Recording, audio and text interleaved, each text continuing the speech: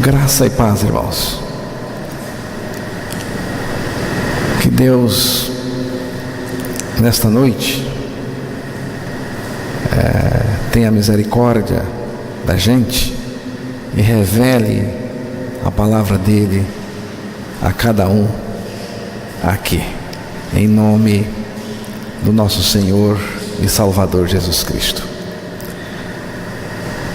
Nesta noite vamos meditar um pouco no capítulo 23 de Mateus, os 12 primeiros versículos. Jesus está na última semana antes da sua crucificação e ele resolve advertir a multidão e aos seus discípulos sobre os perigos da religiosidade do seu tempo. Na segunda-feira daquela semana, Jesus condenou uma figueira que secou desde as raízes, a figueira viçosa, mas sem figos. Esta figueira ilustra Israel no tempo de Jesus. A religião era tudo ostentação exterior, mas por baixo das folhas bonitas, Israel não tinha fruto, não tinha graça, não tinha vida, não tinha Jesus. Jesus estava fora do sistema deles. Jesus disse para eles o seguinte: examinais as Escrituras, porque vós cuidais ter nelas a vida eterna, e são elas que de mim testificam, e não quereis vir a mim para terdes vida. O Evangelho de João, capítulo 5, versos 39 e 40. E com a história da figueira, Jesus está dizendo que toda essa religiosidade tem que morrer com o velho homem para haver salvação. Provavelmente, irmãos, na terça-feira daquela semana, Jesus proferiu as palavras de Mateus 23. São palavras fortes, mas ditas com amor. Jesus identifica a religiosidade perversa em contraste com o Evangelho, com a vida verdadeira que ele veio trazer. E Jesus, irmãos, foi muito enfático e duríssimo com eles, chamando-os por 7 vezes de hipócritas, 5 vezes de cegos, 1 vez de insensato, 1 vez de serpentes, 1 vez de raça de víboras, e por 8 vezes ele diz: ai de vós. Jesus era radicalmente contra qualquer esquema religioso. A religião é maléfica e maligna. A religião impede a entrada no reino de Deus e gera filhos para o inferno. Mateus capítulo 23, versículo 13, vamos ouvir esse verso. Mas ai de vós, escribas e fariseus hipócritas, pois que fechais aos homens o reino dos céus, e nem vós entrais e nem deixais entrar os que estão entrando. Viu? Não entra e não deixa o outro entrar. É esse ensino, irmãos, é essa pregação que não regenera ninguém, nem o pregador, muito menos o ouvinte. E eu vou dizer uma coisa aqui: vai o pregador e vai o ouvinte para o mesmo inferno, porque não tem regeneração. Todo o interesse de Satanás, irmãos, está no novo nascimento. Se tirar o novo nascimento da igreja, se tirar o novo nascimento da pregação, fica tudo danado, fica do jeito que o diabo gosta. Você viu que o pessoal da época, né, estava impedindo a entrada no reino de Deus. Como é que se entra no reino de Deus? Eu só conheço um jeito de entrar no reino de Deus, é pelo novo nascimento. Jesus disse: na verdade te digo, que aquele que não nascer de novo não pode entrar no reino de Deus. Não pode. O único jeito de se entrar no reino de Deus é nascendo de novo, irmãos. Todo o empenho do diabo é para substituir o novo nascimento na experiência das pessoas, substituir com coisas falsas, tirar esta mensagem da pregação. É como tosar os cabelos de Sansão. Acabou a força do homem, viu? Acabou a consistência. A religião, irmãos, é gerenciada por Satanás e está a serviço do inferno. Mateus capítulo 23, verso 15. Ai de vós, escribas e fariseus, hipócritas, pois que percorreis o mar e a terra para fazer um prosélito, e depois de o terdes feito, o fazeis filhos do inferno 2 vezes mais do que vós. O homem foi infectado com o pecado, danou-se tudo, tornou-se filho do inferno. Mas depois de infectado pelo pecado, o homem se infectou com a religião, tornando-se 2 vezes filhos do inferno. A religião, irmãos, ela é antropocêntrica, antropolátrica e luciferiana. O que é isto? O que significa isto tudo? Ela está centrada no homem, voltada para o homem e a serviço de Lúcifer. O Evangelho é de Deus, está centrado em Cristo e a serviço do céu para salvar o homem. No capítulo 23 de Mateus, Jesus refutou a religiosidade inútil e revela a verdadeira espiritualidade, o Evangelho de Deus, a verdadeira vida que Ele veio trazer. Mais do que trazer, Jesus veio ser em nós a vida eterna, a vida de Deus. A primeira coisa que Jesus mostra é a inutilidade da religião, por melhor que ela seja.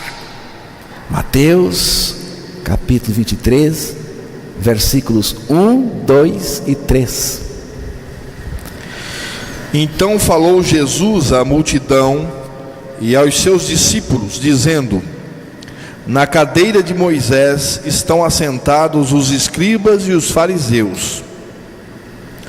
Todas as coisas, pois, que vos disserem que observeis, observai-as e fazei-as, mas não procedais em conformidade com as suas obras, porque dizem e não fazem. A religião, irmãos, é incapaz de regenerar uma pessoa, seja ela católica, protestante, judaica, maometana, oriental ou qualquer manifestação religiosa, qualquer outra forma. religiosa. 2 Timóteo, capítulo 3, verso 5. Tendo aparência de piedade, mas negando a eficácia dela, destes afasta-te. Tendo forma, tendo aparência, aquilo que se vê por fora, que foi o que Jesus falou em Mateus 23, tendo forma, de piedade, negando-lhe entretanto o poder, foge também destes. Aqui diz o seguinte: este poder é o poder do Evangelho da graça de Deus no nosso interior. Então a pessoa tem a forma, tem a ideia, tem o jeito, mas não tem o poder no interior, não tem a vida de Cristo, não tem, nega o poder, nega a vida de Cristo. O Evangelho é o poder de Deus, e este poder é Cristo crucificado. É Cristo crucificado. Todo o poder de Deus para nos salvar estava concentrado em Cristo na cruz. E lá na cruz, irmãos, Jesus exerceu o poder para nos atrair para Ele, nos colocar nele, identificando-nos nele, levando-nos a morrer com Ele, aquela morte para o pecado ali na cruz.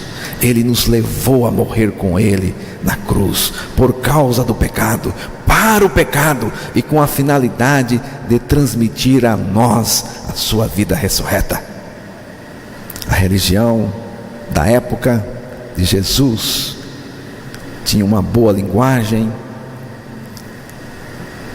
tinha um bom papo, mas nós temos que ir além do discurso, conforme Jesus mostrou.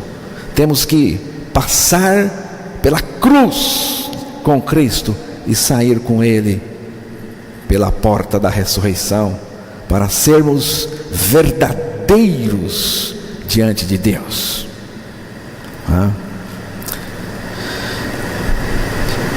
Outra coisa que Jesus mostrou, Ele mostrou que a religião, ela é opressora,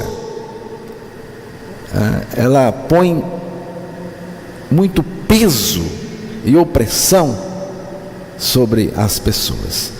Mateus 23, o versículo 4.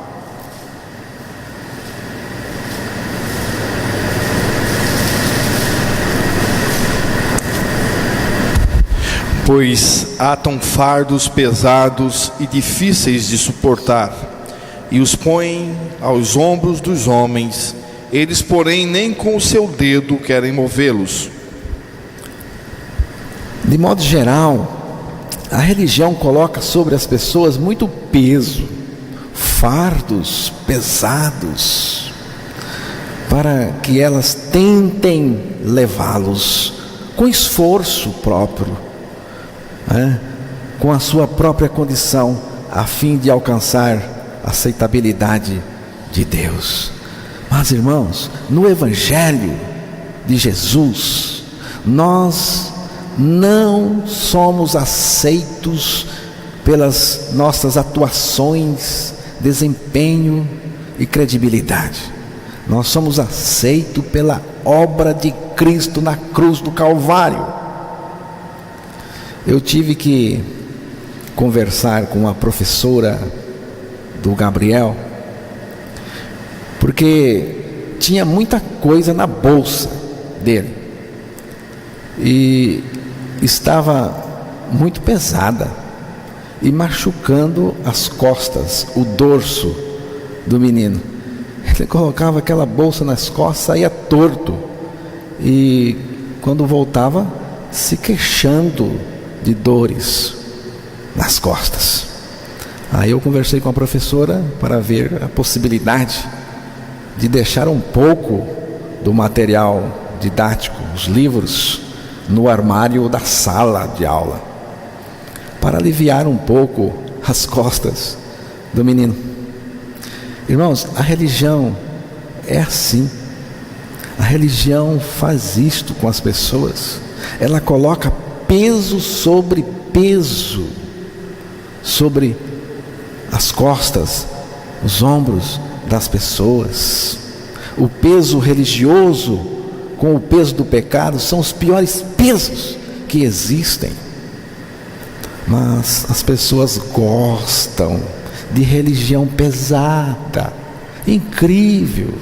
As pessoas não gostam do Evangelho, elas gostam de religião pesada, de muitas atividades, de muitas regras, de fazer muitas coisas. Por quê, irmãos? Porque a religião gera uma sensação de dever cumprido, de realização pessoal e de reconhecimento. É por isso que as igrejas religiosas crescem muito. Igreja evangélica não cresce muito. Igreja evangélica, o que eu quero dizer com a palavra evangélica? Eu quero dizer aquilo que procede do Evangelho de Cristo, procede unicamente do Evangelho. Então, você encontrar hoje uma igreja evangélica, onde tem só o Evangelho, se satisfaz só com o Evangelho, é difícil, não é fácil nos nossos dias. Onde está esta igreja que se satisfaz apenas com o Evangelho e nada mais? Onde está? A religião coloca coisas nos ombros das pessoas, coisas que elas não conseguem fazer, e isto faz com que as pessoas se tornem cansadas, mal-humoradas, ríspidas, irritadas, zangadas, intratáveis. Mas Jesus veio com o Evangelho, fazendo a revolução. Jesus, ele fez a revolução com o Evangelho. Mateus 11, versos 28 ao 30. Vinde a mim, todos os que estáis cansados e oprimidos, e eu vos aliviarei. Tomai sobre vós o meu jugo e aprendei de mim, que sou manso e humilde de coração, e encontrareis descanso para as vossas almas. Neste texto encontramos o mais belo, o mais doce e o mais maravilhoso convite feito a nós. Eu chamo de convite singular, essencial e irrecusável, embora muitos o recusem. Mas se você recusar, estará deixando passar batida a coisa mais importante e imprescindível de todas as suas escolhas. Para começar, é um convite feito pelo próprio Deus. É o próprio Deus fazendo o convite. Vinde a mim. Repare bem, vinde a mim. Jesus não está convidando para vir a um sistema religioso, mas para vir a Ele mesmo, porque diz aí, vinde a mim. Aqui não é um convite para seguir atrás de Jesus, não, mas para estar nele, não é um convite para seguir atrás de Jesus, é um convite para estar nele, porque ele diz: vinde a mim. Ele está se referindo a algo que ele mesmo iria fazer pelo seu amor poderoso, para que depois nós pudéssemos corresponder a este seu convite maravilhoso de fé. E eu, quando for levantado da terra, todos atrairei a mim mesmo, dizia Jesus no Evangelho de João 12, verso 32. Você só pode atender o convite dele depois que ele lhe aceitou no seu corpo, viu? Nós só podemos atender o convite dele depois que ele nos aceitou em seu corpo lá na cruz, pela atração. Porque Jesus nos colocou nele, irmãos, nós podemos ir a ele pela fé. Nós só podemos aceitar porque primeiro ele nos aceitou no seu corpo lá na cruz. Lá na cruz. E quando nós cremos que estamos em Cristo, né? Nós estamos indo para ele pela fé. Quando você crê que você está em Cristo, que ele colocou você nele, você está indo para ele pela fé, você está entrando nele, você está respondendo ao convite: vinde a mim, vinde a mim.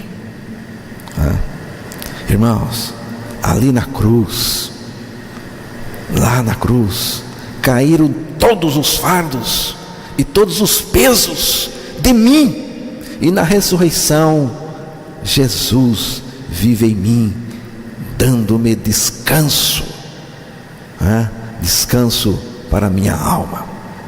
O meu espírito goza descanso, a minha alma encontrou descanso pela suficiência do sacrifício de Cristo e pela eficiência do poder da sua vida em nós.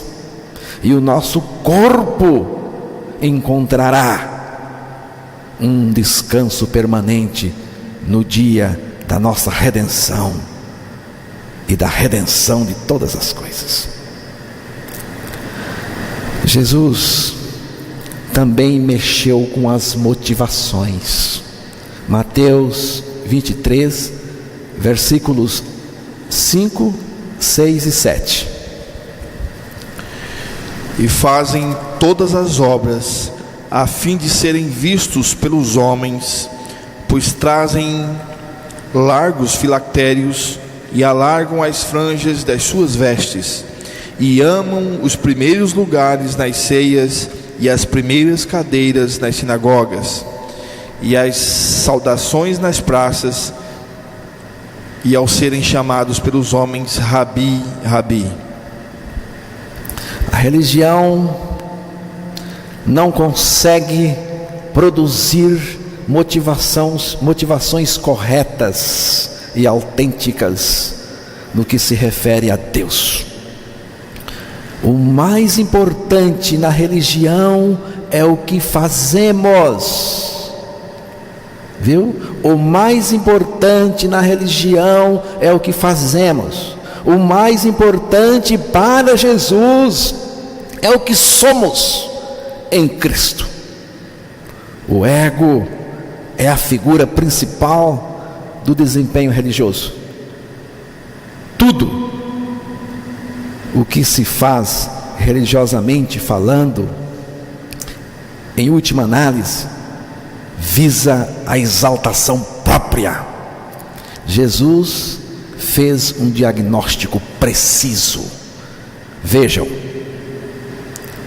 e fazem todas as obras a fim de serem vistos pelos homens, pois trazem largos filactérios e alargam as franjas das suas vestes. Você viu aqui? e fazem todas as obras a fim de serem vistos. Depois Jesus falou: e amam. Veja onde está o amor. Amam os primeiros lugares nas ceias e as primeiras cadeiras nas sinagogas, e amam as saudações nas praças e os serem chamados pelos homens Rabi, Rabi. Em suma, amam a si mesmos, fazendo coisas para Deus. É incrível você ver isto. Irmãos, Deus era apenas um pretexto. Em tudo Deus era um pretexto para realizar seus desejos egoístas, desejo de ser visto, de ser reconhecido, de ser homenageado, de sucesso, de ganhar projeção, de ser importante, de chamar atenção para si, de chamar atenção para o grupo, desejo de arrombar a porta do reino de Deus com a sua religião de mérito. Qual é a minha verdadeira motivação? Qual é? Por que eu venho à igreja? Por que eu estou fazendo isto? Onde está meu coração? Quem eu estou amando? Qual é a solução, irmãos? Qual é a solução? Qual é o remédio? O remédio é este: já estou crucificado com Cristo, e vivo não mais eu, mas Cristo vive em mim.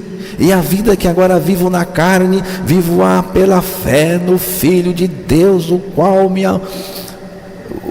me amou e a si mesmo se entregou por mim. Porque o amor de Cristo nos constrange, julgando nós assim, que se um morreu por todos, logo todos morreram, e ele morreu por todos, para que os que vivem não vivam mais para si,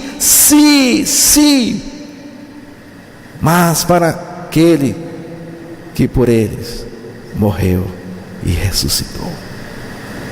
Jesus falou também de uma singeleza maravilhosa.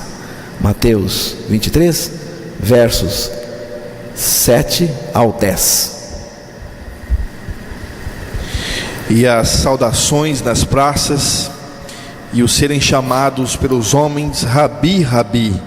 Vós, porém, não queirais ser chamados Rabi, porque um só é o vosso mestre, a saber, o Cristo, e todos vós sois irmãos. E a ninguém na terra chameis vosso Pai, porque um só é vosso Pai, o qual está nos céus. Nem vos chameis mestres, porque um só é vosso mestre, que é o Cristo. Os religiosos se preocupam muito com títulos e posições. O ser humano gosta de títulos e posições que lhe dê projeção. Vossa Alteza, viu? Vossa Alteza, príncipes, princesas, duques, arquiduques. Vossa Eminência, cardeais. Vossa Excelência, altas autoridades. Veja essa: Vossa Reverendíssima. O que é isso? Vossa Reverendíssima para os sacerdotes. Vossa Santidade, Papa. Jesus veio, irmãos, para tirar essa ideia absurda do coração do ser humano pelo novo nascimento. O verdadeiro cristão não disputa poder, não almeja lugares especiais, nem busca cargos de importância. O ser humano gosta de ser líder, mas essa palavra líder nem existe na palavra de Deus, nem existe sequer. Existe a palavra cabeça. Mas a palavra de Deus só reconhece um cabeça, porque está se referindo ao Senhor, que é Cristo. No trono da igreja, só tem lugar para um: reinar. E sobre todas as coisas o constituiu como cabeça da igreja. Efésios 1:22. E ele é o cabeça do corpo da igreja, e o princípio e o primogênito dentre os mortos, para que em tudo tenha preeminência. Colossenses 1:18. Irmãos, tem tanta gente besta, metida besta nas igrejas. Eu sou o líder, e aí todo mundo tem que me consultar, tem que depender de mim. Vai te catar, para não dizer algo mais chocante. Mas para quem quer ouvir algo melhor, ouça Jesus dizer, Mateus 23, verso 8: Vós, porém, não queirais ser chamados Rabi, porque um só é o vosso mestre, a saber, o Cristo, e todos vós sois irmãos. Todos vós sois irmãos. O que Jesus quer que nós sejamos na igreja, hein? Irmãos. Que sejamos irmãos, que vivamos como irmãos, em uma relação de família. Devemos estar contentes em sermos irmãos em Cristo. Temos um Pai que é Deus. Verso 9. E a ninguém na terra chameis vosso Pai, porque um só é vosso Pai, o qual está nos céus. Este Pai é o Pai do nosso Senhor Jesus Cristo, e por causa de Cristo, Ele é também o Pai nosso. Os irmãos em Cristo dependem do Pai Celestial. Os filhos de Deus e irmãos em Cristo não podem ficar dependentes de homens, mas só do Pai, que pode suprir os seus filhos. O Pai, irmãos, através do seu Filho Jesus Cristo, supre os demais filhos, que somos nós. Verso 10. Nem vos chameis mestres, porque um só é vosso mestre, que é o Cristo. A expressão um só é o vosso mestre, conforme a outra versão que eu gosto mais, um só é o vosso guia, o Cristo. Está indicando que não há outro, e que nele está toda a suficiência divina. Cristo é Deus, e nele eu encontro toda a suficiência que eu preciso. Jesus também mostrou que no âmbito do reino de Deus não tem dominação de poder, não há dominação de um sobre o outro. O verso 11 e o 12.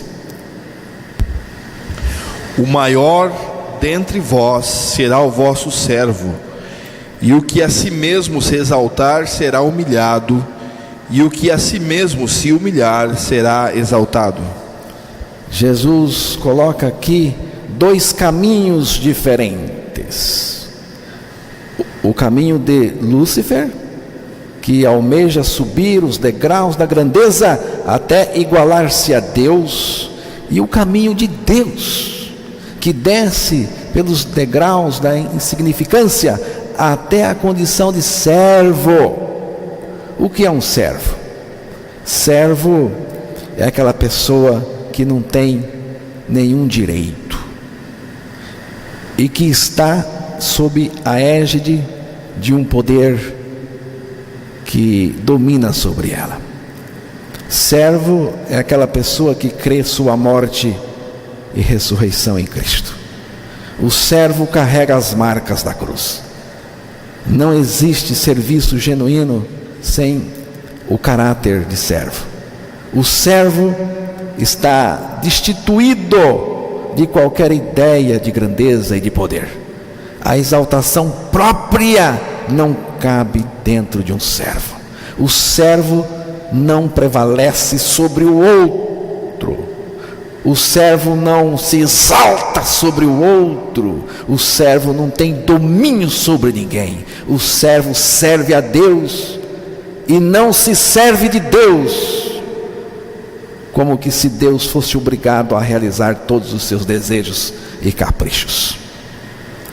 Quem se exalta será humilhado, mas quem se humilha será exaltado. Irmãos, essa humilhação de Jesus mexe comigo muito.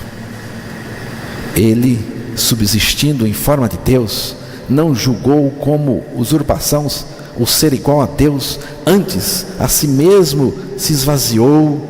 Veja bem, se esvaziou, assumindo a forma de servo, tornando-se semelhante a homens.